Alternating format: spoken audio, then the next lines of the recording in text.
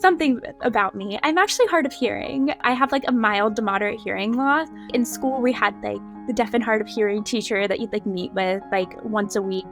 And a lot of times like they referred to it as a disability, but almost made it sound like it was a bad thing, which any disability is not. So I feel like I learned that it was like a bad thing to talk about, like having hearing loss, and like bad to like tell people about it, to be like, hey, sometimes like if I have to ask you to repeat yourself several times, like it's nothing against you, like it's me. So I kind of like always hid that fact about myself until I like had to bring it up. I feel like I'm starting to be able to unlearn that it's like a bad thing, especially having a younger brother who is deaf and being able to kind of talk to him and see like how he's experienced things. And he even had like the same experience of feeling like it wasn't something he should talk about. And so being able to talk with him about like how he experiences it, because he's also deaf, whereas I'm just hard of hearing, it's nice to have somebody close to you that you can talk about that with. So I just feel like overall getting better about like not letting it bother me and not worrying about telling people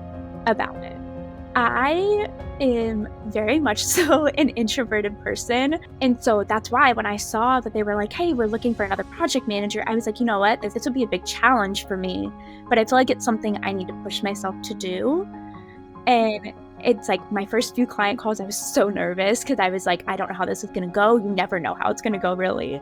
So both that side of things plus like just experiencing it, I feel like my communication skills have even improved, and just being able to like problem solve better. At this point, I feel like I can read a client message and my brain just automatically is like, oh, hey, this, and this will solve this. Like, it's less of having to like analyze, and it's more of like just like a gut instinct of like, oh, they're upset about this, here's what we do. So I just feel like overall, like things have been more streamlined in that side. And then, like I said, my communication skills with like clients and everything have definitely improved. I definitely like video calls better because it's more face-to-face, and because it kind of helps like bridge the connection of like in-person talking to somebody and a phone call. It kind of like meshes the two. I've been able to realize, oh, hey, like this isn't a problem for me.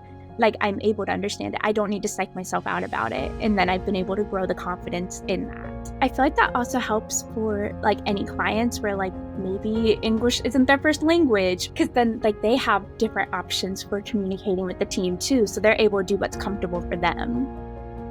I love working with the team. A lot of times like they'll reach out to me on projects to be like, hey, what do you think about this? This part's unclear in the brief. So I love getting to work with them because I do have the creative background. So it's really fun to still kind of be a part of that, even though it's not necessarily what I'm doing anymore with Flocksy. And also just like, I love all of them. I think they're so talented, and it's so nice to get to work with them. They're always so appreciative of like any help that we can provide. And then also like management side, I love everybody. I honestly don't know if I could still be in this role without them. I'm always talking to Caroline and Charles on a daily basis, like, hey, what do you think about this? What do you think about this? I need help with this.